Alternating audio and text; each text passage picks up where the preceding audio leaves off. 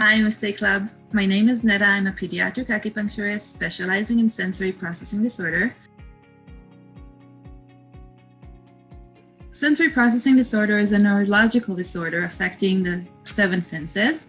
Today, we're gonna talk about the tactile system, which is touch, how we feel things, or more how children and adults with sensory issues feel things a little differently.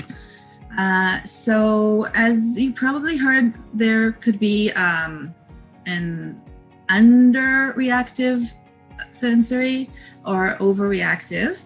And with tactile, when you are overreactive, that means that every little thing feels like too much.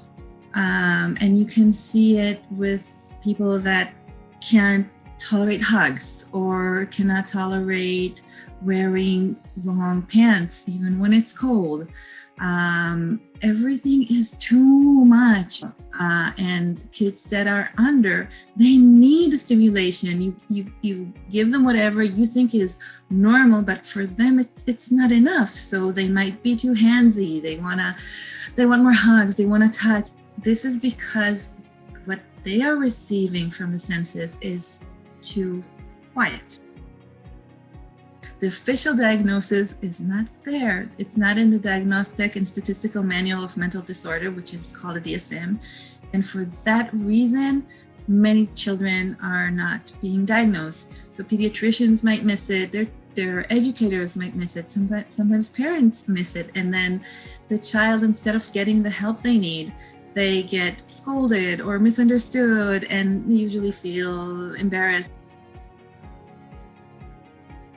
With ADHD, for instance, it has to be 2 occurrences. It has to happen both in the class setting and at home. With sensory issues, what sometimes happens is the child only has those issues at school.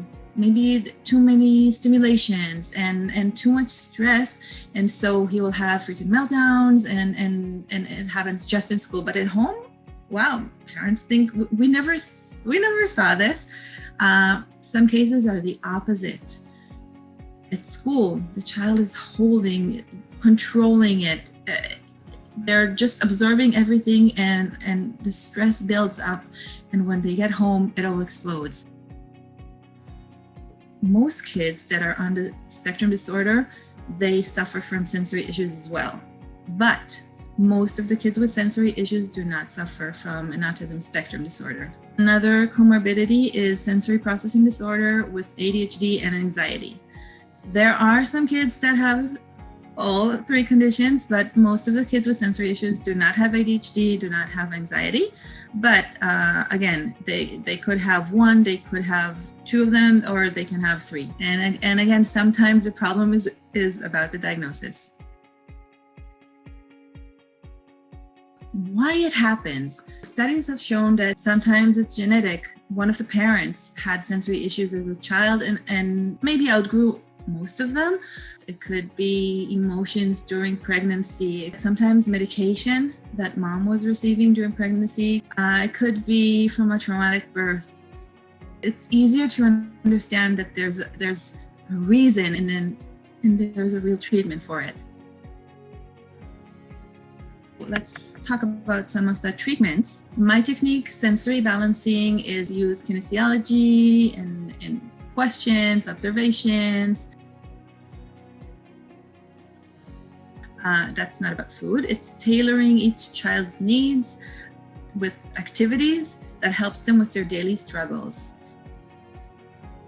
Other recommendations are daily massage from parents. I highly recommend for everyone working with your kids. Massaging them is amazing. It's a great sense of nonverbal communication. It gives them security and quiets their mind, and you can teach them to do it on you as well. Daily exercise with or without the parent. It could be Qigong exercises or yoga or something that gets out more jiggles. It depends on your child.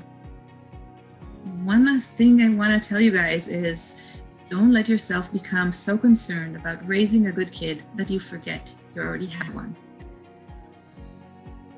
I hope you can relate to it as well. Thank you so much for joining me today, and we will be back for more.